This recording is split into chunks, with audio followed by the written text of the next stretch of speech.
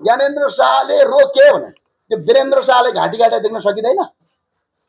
वीरेन्द्र शाहलाई त कलम सहित घाँटी काटेर गाड्या हो नि त। अनि दैलेखको पत्रकार थापाजीलाई लगेर जिउँदै गाड्या त्यो देखिएन देवेन्द्र थापालाई।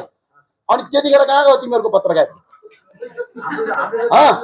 अब उहाँहरूलाई त के लाग्ने भने राजाले थुन्दैन त दादा, माओवादी हतियार बोकेर जङ्गल गएका छन्, सडकमा ढुङ्गा हानेर मारामार गरेका छन्, म भइदिएमा अझै थुन्थे। त्यो त कम भयो। त्यो अवस्था के थियो त्यतिखेर? अहिलेको जस्तो शान्तिपूर्ण थियो अवस्था? हतियार सहित मान्छे जङ्गल गएको छ, त्यत्रो दरबार हत्याकाण्ड भएको छ, सडकमा मान्छे आन्दोलनमा आएको छ।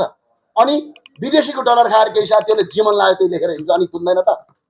थुन्छ त अहिले पनि थुन्छ। त्यस्तो गरे भने अहिले पनि यो देशमा स्पष्टका साथ भन्नुपर्छ, देशको राष्ट्रघात चाहे पत्रकार होस्, चाहे सेना होस्, चाहे प्रहरी होस्, चाहे कुनै नागरिक होस्, देशका विरुद्धमा जान पाइँदैन आज पनि। त्यो अवस्था छ। अब के भएको छ भने अहिले केही नगर्ने, पुरानो कुरालाई दोष दिने। हिजो मैले एउटा अचम्मको कुरा मैले सुने क्या, जातीय छुवाछुत विरुद्धमा नेपालमा पहिलोपटक संविधान बनाउने मान्छे को?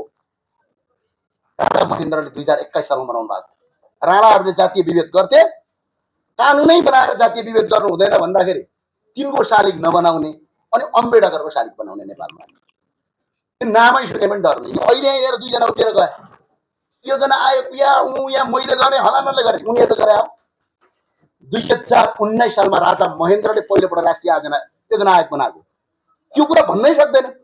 भन्यो भने त जनता राजावादी भइहाल्छन् कि जनता राष्ट्रवादी भइहाल्छन् कि? भयो भने रोटी छेकिँदैन, बिचरा भोलि चुनावैमा जान गाह्रो पर्छ भनेर सत्य कुरा पनि बोल्न सक्ने अवस्था छैन नेपालमा।